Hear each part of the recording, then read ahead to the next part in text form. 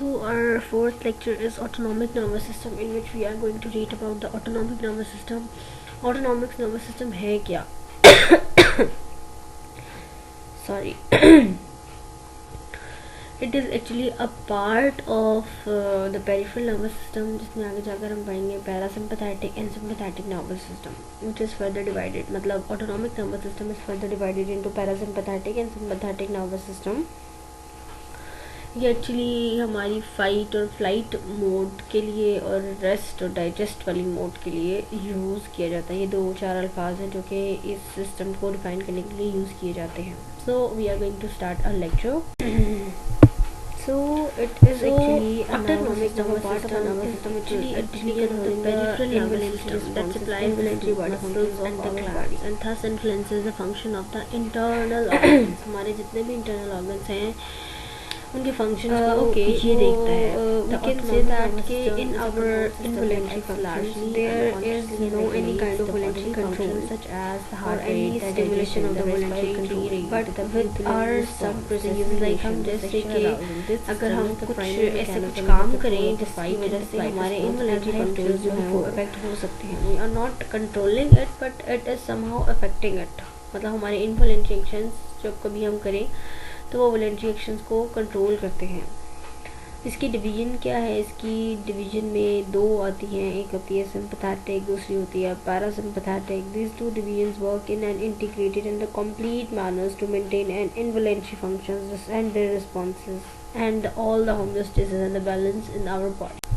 As you can see in this diagram that the autonomic nervous system is actually a part of the peripheral nervous system. जिसमें हमने दिखाया कि जी sensory और motor 2 divisions थी. Sensory में आगे जाके somatic sensory and visual sensory division दिखाई है इन्होंने. मोटर में सोमैटिक नर्वस सिस्टम है एंड ऑटोनॉमिक नर्वस सिस्टम है. Right now we are reading autonomic nervous system जिसमें सिंपैथेटिक और पैरासिम्पैथेटिक डिवीजन आती है. अभी हम फिलहाल सबसे पहले पैरासिम्पैथेटिक डिवीजन पढ़ेंगे.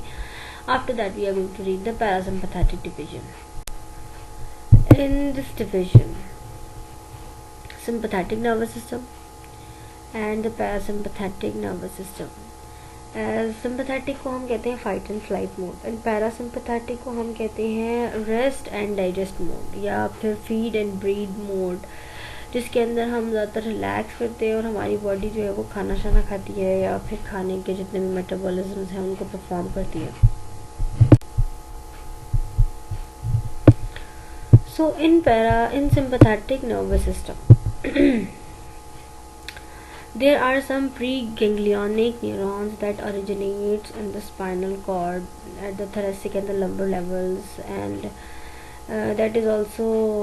that's why it is also called as the thoracolumbar outflow. So we are going to read the preganglionic neuron in it. This has its cell body in the lateral column of the gray matter in the spinal cord between the levels of the first thoracic and second and the third lumbar vertebrae. This is actually anatomical position of it. The nerve fiber of the cells leave the cord by the anterior root and terminates at a synapse in one of the ganglia, either in the lateral chain or the sympathetic ganglia, or passes through it one of the prevertebral ganglia. Acetylcholine is actually a neurotransmitter which acts over here. वो release करता है preganglionic neurons के जरिए से and then it activates the nicotine acetylcholine receptors on the postganglionic neurons. What are the postganglionic neurons? We are going to discuss it in the next slide. So the postganglionic neurons are actually the postsynaptic neurons. So presynaptic and postsynaptic is a part that is called synapse. वो synapse से पहले वाला जो है neuron उसको हम presynaptic कहेंगे. जो बाद वाला है जिसके ऊपर एक्ट करेगा उसको हम postsynaptic कहेंगे. Synapses में क्या होता है? Within the sympathetic ganglia, the preganglionic sympathetic neurons release the acetylcholine as a messenger and then binds and activates the nicotine acetylcholine receptors on the postganglion neurons. And then in the response of this stimuli, the postganglionic neurons principally release the noradrenaline, that is norepinephrine.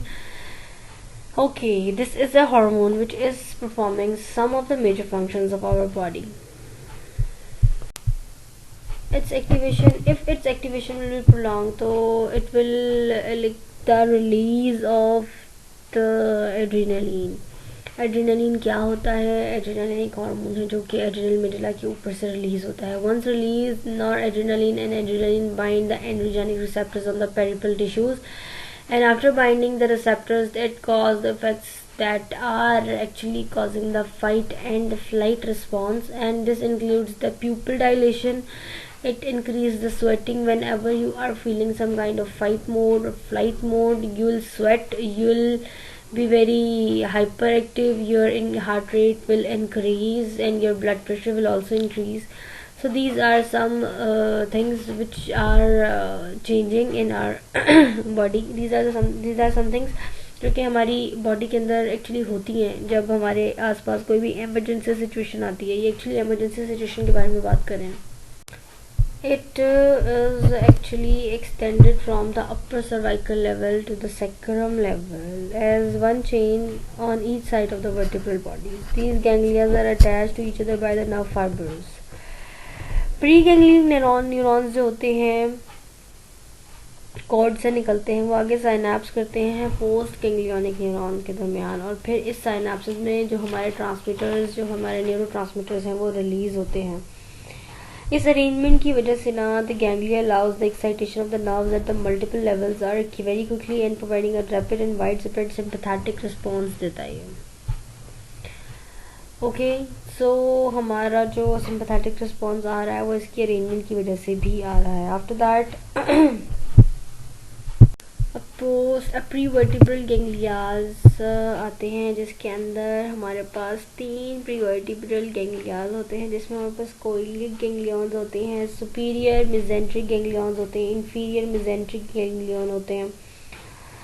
These ganglia actually consist of the nerve cell bodies, network of nerve fibers that forms the plexus, and the preganglionic sympathetic fibers that pass through the lateral chains to reach these ganglions. So with this we are finished.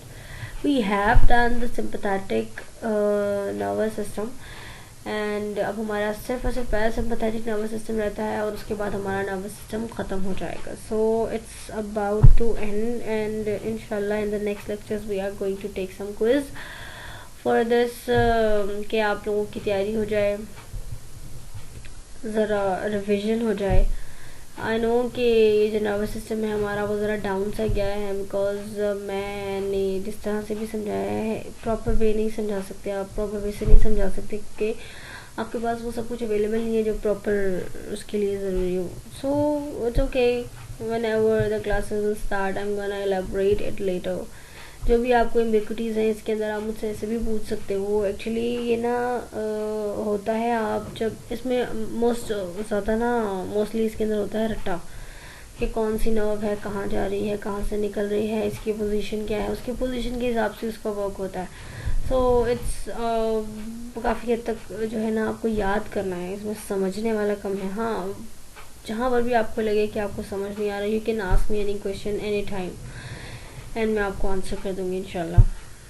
At the end हम यहाँ पर देखिए हमने एक diagram लिया है जिसके अंदर सिंपैथेटिक नर्वस सिस्टम को डिफ़ाइन किया गया है. हम इसके साथ साथ रिवाइज करते हैं. जी, हमने बताया कि सिंपैथेटिक नर्वस सिस्टम हमारे प्यूपिल्स को डायलेट कर देता है, बट इसमें ये भी लिखा हुआ है कि इट इनहिबिट्स द सैलिवेशंस, तो हमारे सलाइवा की प्रोडक्शन भी कम हो जाएगी, हमारे ब्रोंकाइज जो हैं वो रिलैक्स हो जाएंगे, लेकिन हमारा जो हार्ट बीट रेट है वो फाइट और फ्लाइट मोड में ज़्यादा होगा. आपको जब कभी याद करना हो कि सिंपैथेटिक नर्वस सिस्टम में क्या होता है, जो भी आपकी इमरजेंसी में कंडीशन होती है ना बेटा, जो भी आपको किसी ऐसी चीज़ में जहाँ पर कोई आपको इमरजेंसी या फिर कोई फाइट मोड है, कोई ऐसी चीज़ है जिसमें आप घबरा रहे हो, तो जो आपकी हालत होती है ना, that is actually the work of the sympathetic nervous system. कि ये आपकी पेरिस्टाल्सिस को कम कर देता है, आपके सिक्रीशंस को कम कर देता है, आपके ग्लूकोज प्रोडक्शन को स्टिमुलेट करता है, रिलीज़ करता है. एड्रेनलिन एंड नॉन एड्रेनलिन को ख़ास तौर पर ये रिलीज़ करवाता है, क्योंकि ये दोनों जो हैं वो हमारे फाइट और फ्लाइट मोड में बहुत सारे काम करवाने में, जो हमारी बॉडी में चेंजेस आते हैं उसमें हेल्प करता है.